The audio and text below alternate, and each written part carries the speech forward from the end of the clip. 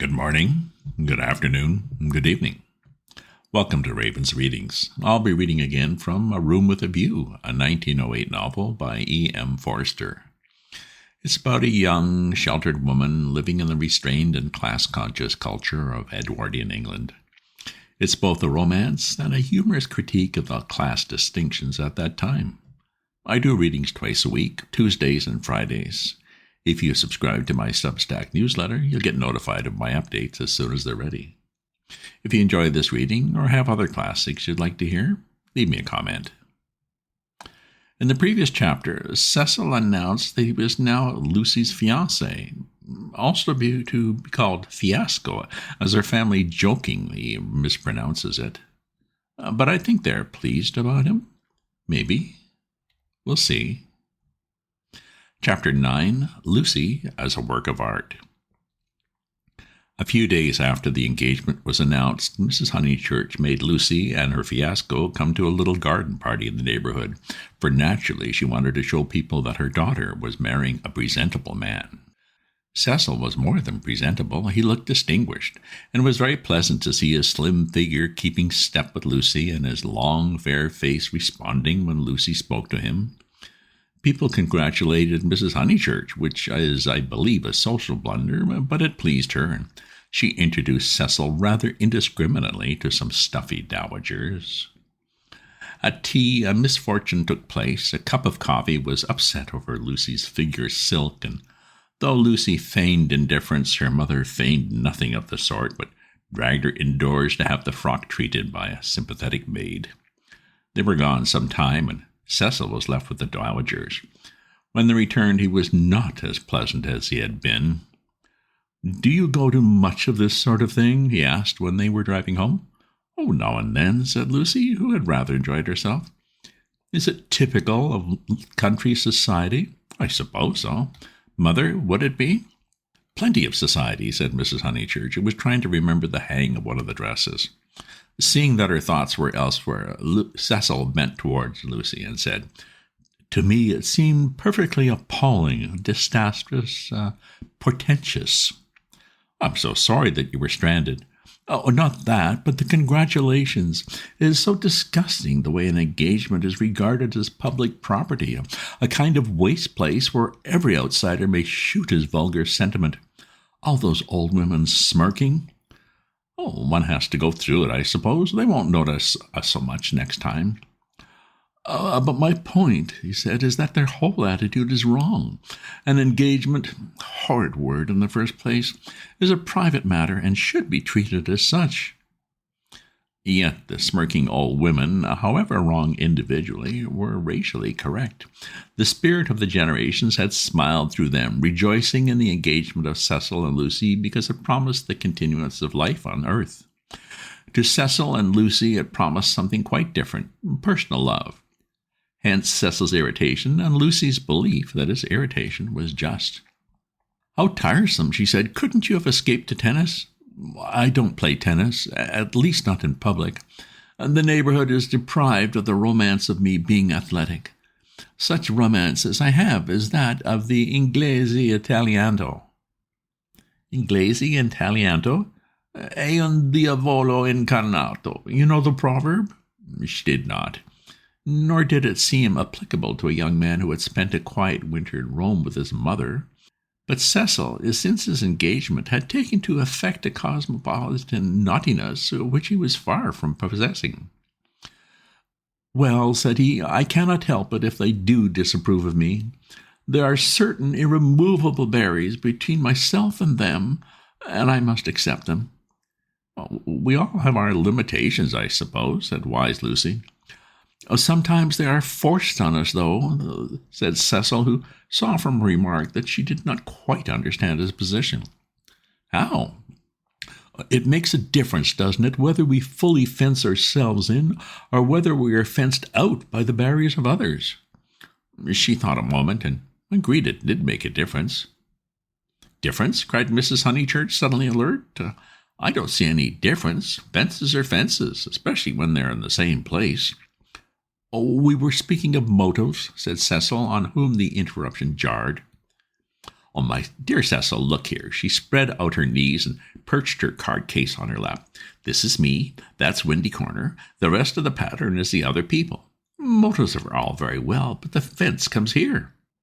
"We weren't talking of real fences," said Lucy, laughing. "Oh, I see, dear. Poetry." She leant placidly back. Cecil wondered why Lucy had been amused. A parson fenceless would mean a parson defenseless. Lucy was slow to follow what people said, but quick enough to detect what they meant. She missed Cecil's epigram, but grasped the feeling that prompted it. "Don't you like Mr. Beebe?" she asked thoughtfully. "I never said so," he cried. "I consider him far above average. I only denied, and off he swept on the subject of fences again, and was brilliant. And now a clergyman that I do hate," said she, wanting to say something sympathetic, "a clergyman that does have fences, and the most dreadful ones, is Mr. Eager, the English chaplain at Florence. He was truly insincere, not merely the manner unfortunate. He was a snob, and so conceited, and he did say such unkind things." "What sort of things?" "Oh, there was an old man," she said, "at the Bertolini, whom he said had murdered his wife." "Oh, perhaps he had." "No." "Why no?" "Oh, he was such a nice old man, I'm sure." Cecil laughed at her feminine inconsequence. "Well, I did try to sift the thing," she said. "Mr. Eager would never come to the point. He prefers it vague, said the old man had practically murdered his wife, had murdered her in the sight of God." "Hush, dear," said Mrs. Honeychurch absently. "But isn't it intolerable," said Lucy, "that a person whom we are told to imitate should go round spreading slander? It was, I believe, chiefly owing to him that the old man was dropped. People pretended he was vulgar, but he certainly wasn't that." "Oh, poor old man. What was his name?" "Harris," said Lucy glibly. "Oh, let's hope that Mrs. Harris, there weren't no such person," said her mother. Cecil nodded intelligently. "Isn't Mr. Eager a parson of the culture type?" he asked. "I don't know," said Lucy. "I hate him. I've heard him lecture on Giotto. I hate him. Nothing can hide a petty nature. I hate him." "My goodness gracious me, child," said Mrs. Honeychurch. "You'll blow my head off. Whatever is there to shout over? I forbid you and Cecil to hate any more clergymen." He smiled. There was indeed something rather incongruous in Lucy's moral outburst over Mr. Eager. It was as if one should see the Leonardo on the ceiling of the Sistine. He longed to hint to her that not here lay her vocation, that a woman's power and charm reside in mystery, not in muscular rant. But possibly rant is a sign of vitality. It mars the beautiful creature, but shows that she is alive. After a moment he contemplated her flushed face and excited gestures with a certain approval. He forbore to repress the sources of youth. Nature, simplest of topics, he thought, lay around them. He praised the pine woods, the deep lass of bracken, the crimson leaves that spotted the hurt bushes, the serviceable beauty of the turnpike road. The outer world was not very familiar to him, and occasionally he went wrong in a question of fact. Mrs. Honeychurch's mouth twitched when he spoke of the perpetual green of the larch. "I count myself a lucky person," he concluded. "When I'm in London, I feel I could never live out of it. When I'm in the country, I feel the same about the country. After all, I do believe that birds and trees and the sky are the most wonderful things in life, and the people who live amongst them must be the best. It's true that in 9 cases out of 10, they don't seem to notice anything. The country gentleman and the country labourer are each in their own way the most depressing of companions. Yet they may have a tacit sympathy for the workings of nature which is denied to us of the town. Do you feel that, Mrs. Honeychurch?" Mrs. Honeychurch started and smiled. She had not been attending. Cecil, who was rather crushed on the front seat of the Victoria, felt irritable and determined not to say anything interesting again. Lucy had not attended either. Her brow was wrinkled, and she still looked furiously cross, the result, he concluded, of too much moral gymnastics. It was sad to see her thus blind to the beauties of an August wood. "Come down, O maid, from yonder mountain height," he quoted, and touched her knee with his own. She flushed again and said, "What height?" "Come down, O maid, from yonder mountain height. What pleasure lives in height?" the shepherd sang, "in height and in the splendor of the hills." Let us take Mrs. Honeychurch's advice and hate clergymen no more. What's this place? Summer Street, of course, said Lucy, and roused herself. The woods had opened to leave space for a sloping triangular meadow. Pretty cottages lined it on two sides, and the upper and third side was occupied by a new stone church, expensively simple, a charming shingled spire. Mr. Beebe's house was near the church. In height, it scarcely exceeded the cottages. Some great mansions were at hand, but they were hidden in the trees. The scene suggested a Swiss Alp rather than the shrine and center of a leisured world, and was marred only by two ugly little villas. The villas that had competed with Cecil's engagement, having been acquired by Sir Harry Otway the very afternoon that Lucy had been acquired by Cecil. Sissy was the name of one of these villas, Albert of the other. These titles were not only picked out in shaded Gothic on the garden gates, but appeared a second time on the porches, where they followed the semicircular curve of the entrance arch in block capitals. Albert was inhabited. His tortured garden was bright with geraniums and lobelias and polished shells. His little windows were chastely swathed in Nottingham lace. Sissy was to let. 3 notice boards belonging to the Dorking agents lolled on her fence and announced that the not surprising fact. Her paths were already weedy, her pocket handkerchief of lawn was yellow with dandelions. "Oh, the place is ruined," said the ladies mechanically. "Summer Street will never be the same again." As the carriage passed, Sissy's door opened and a gentleman came out of her. "Stop," cried Mrs. Honeychurch, touching the coachman with her parasol. "Here's Sir Harry. Now we shall know. Sir Harry, pull those things down at once." Sir Harry Otway, who need not be described, came to the carriage and said, "Mrs. Honeychurch, I meant to. I really can't turn out Miss Flack." "Oh, am I not always right?" she said. "She ought to have gone before the contract was signed. Does she still live rent-free as she did in her nephew's time?" "But what can I do?" He lowered his voice. "An old lady, so very vulgar, almost bedridden." "Turn her out," said Cecil bravely. Sir Harry sighed and looked at the villas mournfully. He had had full warning of Mr. Flack's intentions and might have bought the plot before building commenced, but he was apathetic and dilatory. He had known Summer Street for so many years that he could not imagine it being spoilt. Not until Mrs. Flack had laid the foundation stone and the apparition of red and cream brick began to rise did he take alarm. He called on Mr. Flack, the local builder, a most reasonable and respectful man, who agreed that tiles would have made a more artistic roof, but pointed out that slates were cheaper. He ventured to differ, however, about the Corinthian columns, which were to cling like leeches to the frames of the bow windows, saying that, for his part, he liked to relieve the facade with a bit of decoration. Sir Harry hinted that a column, if possible, should be structural as well as decorative. Mr. Flack replied that all the columns had been ordered, adding, "And all the capitals different, one with dragons in the foliage, another approaching to the Ionian style, another introducing Mrs. Flack's initials, everyone different." For he had read his Ruskin. He built his villas according to his desire, and not until he had inserted an immovable ant in one of them did Sir Harry buy. This futile and unprofitable transaction filled the knight with sadness as he leant on Mrs. Honeychurch's carriage. He had failed in his duties to the countryside, and the countryside was laughing at him as well. He had spent money, and yet Summer Street was spoiled as much as ever. All he could do now was to find a desirable tenant for Sissy, somebody really desirable. "The rent is absurdly low," he told them.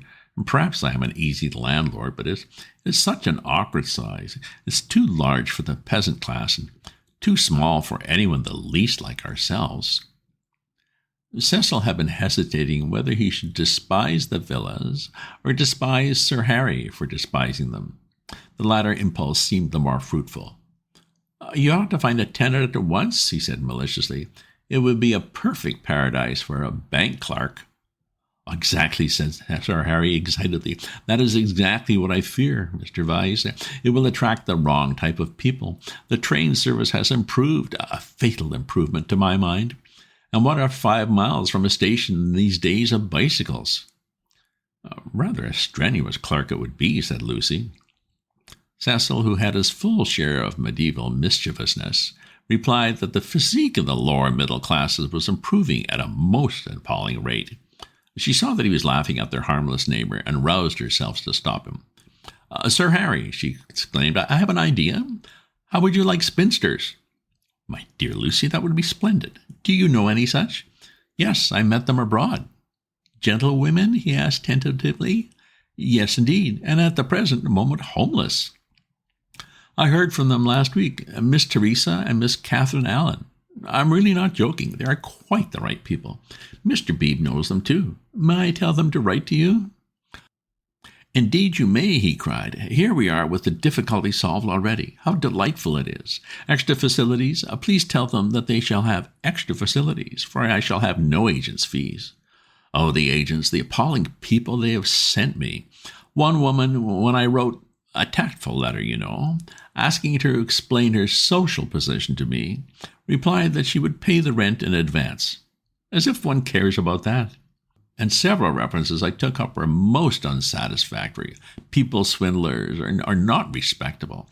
And oh, the deceit. I have seen a good deal of the seamy side this week.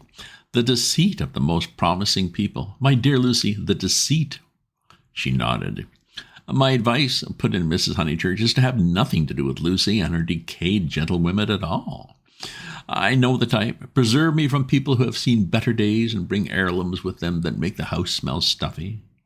It's a sad thing, but I'd far rather let to someone who is going up in the world than to someone who has come down.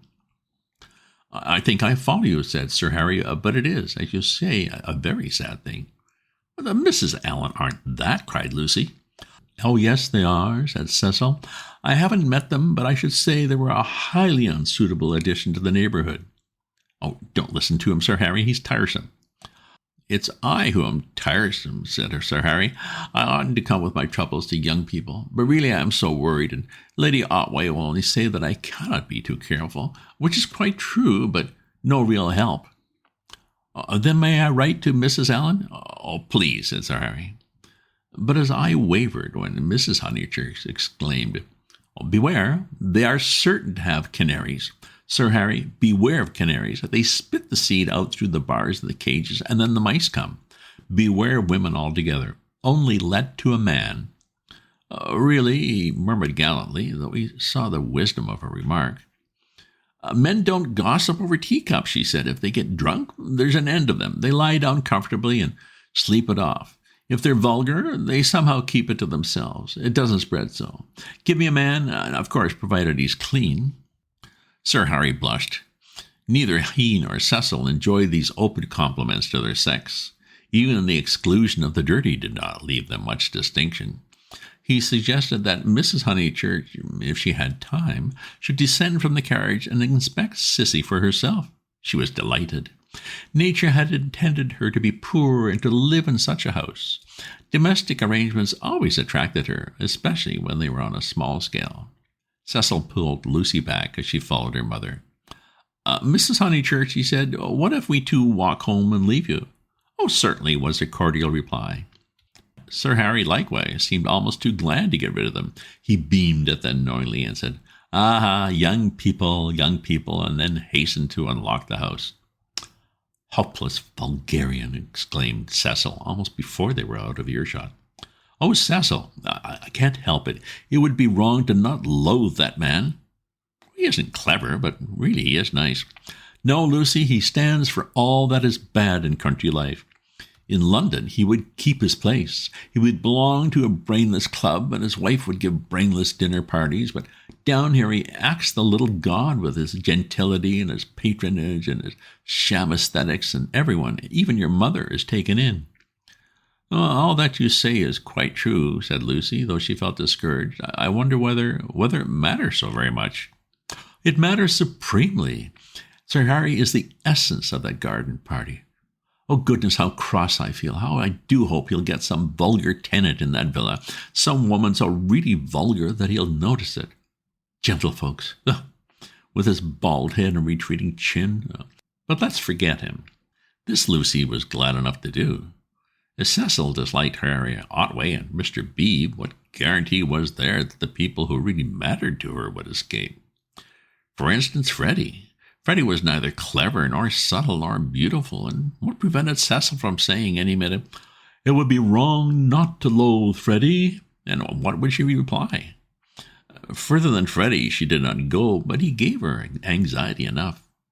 She could only assure herself that Cecil had known Freddie some time, and they always had got on pleasantly, except perhaps during the last few days, which was an accident perhaps.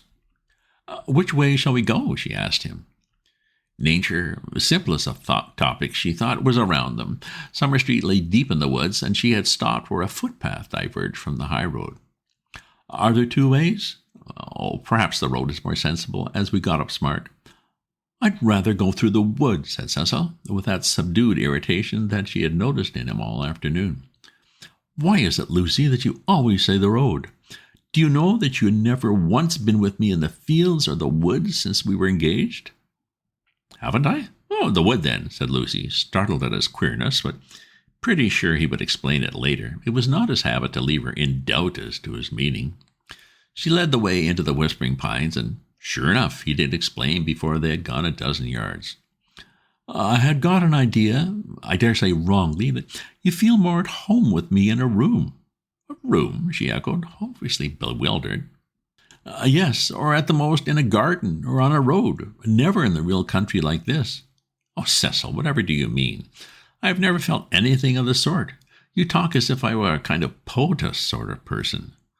"I don't know that you aren't. I connect you with a view, a certain type of view.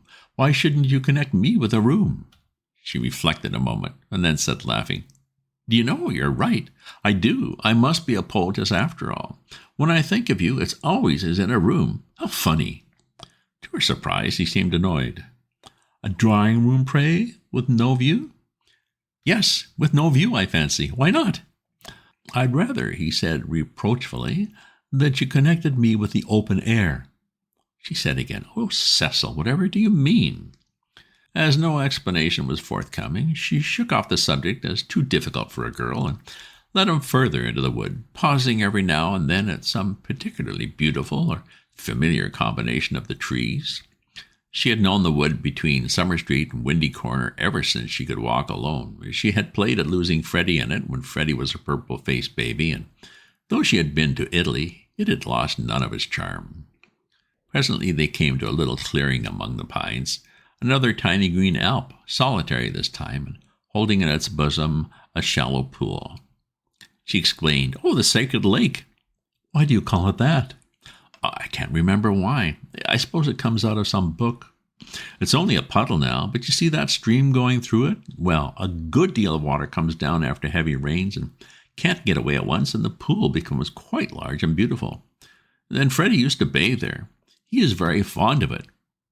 "And you?" He meant, "Are you fond of it?" But she answered dreamily, "I bathed there too, until I was found out. Then there was a row." At another time he might have been shocked, for he had depths of prudishness within him, but now, with his momentary cult of the fresh air, he was delighted at her admirable simplicity. He looked at her as she stood by the pool's edge. She was got up smart, as she praised it, and she reminded him of some brilliant flower that has no leaves of its own, but blooms abruptly out of a world of green. "Who found you out?" "Charlotte," she murmured. She was stopping with us. Charlotte.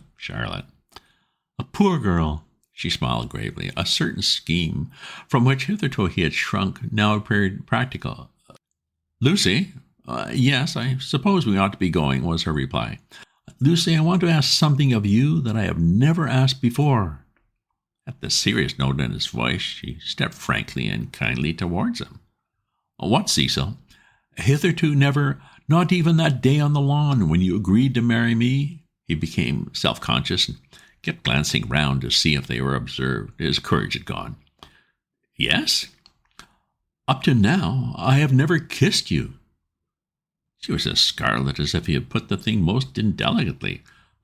No, more you have," she stammered. "Then I ask you, may I now?" "Of course you may, Cecil. You might before. I can't run at you, you know." At that supreme moment he was conscious of nothing but absurdities. Her reply was inadequate. She gave such a businesslike lift to her veil. As he approached her, he found time to wish he could recoil. As he touched her, his gold pince-nez glasses became dislodged and was flattened between them. Such was the embrace. He considered with truth that it had been a failure. Passion should believe itself irresistible. It should forget civility and consideration and all the other curses of a refined nature. Above all, it should never ask for leave when there was a right of way. Why could he not do as any labourer or navvy, nay, as any young man behind the counter would have done? He recast the scene. Lucy was standing flower-like by the water. He rushed up and took her in his arms. She rebuked him, permitted him, and revered him ever after for his manliness, for he believed that women revere men for their manliness. They left the pool in silence after this one salutation. He waited for her to make some remark which would show him her innermost thoughts. At last she spoke, and with fitting gravity. Emerson was the name, not Harris. What name? The old man's. What old man? That old man I told you about, the one Mr. Eager was so unkind to. He could not know that this was the most intimate conversation they had ever had. End of chapter. Well, we've learned a little more about Cecil. He does have some flaws, and Lucy seems to be gaining some independence of spirit and perhaps having some reservations. Remember to let me know what your preferences are for readings. If you subscribe to my newsletter, you'll get notified of my updates as soon as they're ready. If you enjoy this reading or have other classics you'd like to hear, leave me a comment. Check out my other posts on my Substack at ravensview.substack.com, and remember to share this with your friends. Ta-ta for now.